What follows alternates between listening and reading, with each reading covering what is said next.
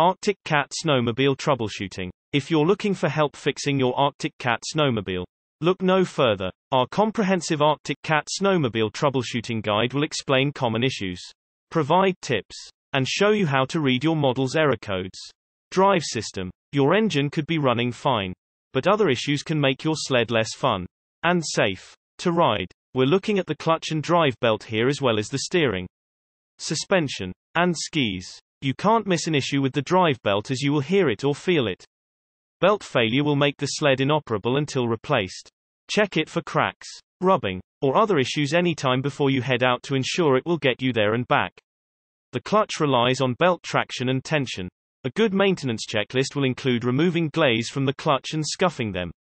Keep the belt set to the tension listed in your manual to ensure it can get into the right gear ratio. A misaligned front end can take all the fun out of driving. Please take a look at the track and adjust it and the skis to properly align the front end. After the track is aligned, run through checks to adjust the handlebar position as well. Spark plugs. Testing your spark plugs is an easy check.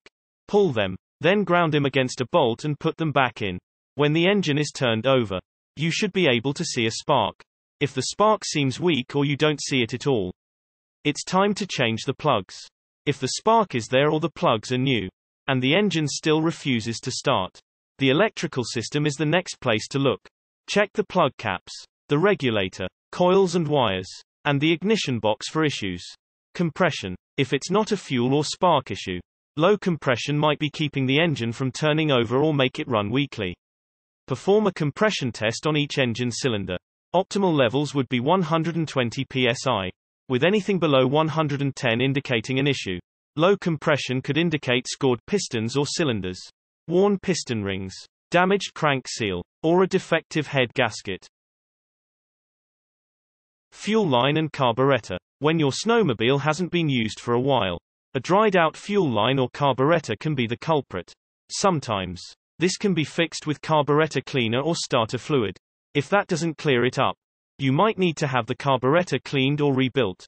Flooding. The first thing to check is whether you flooded the engine, which happens if you over-choke or over-prime it.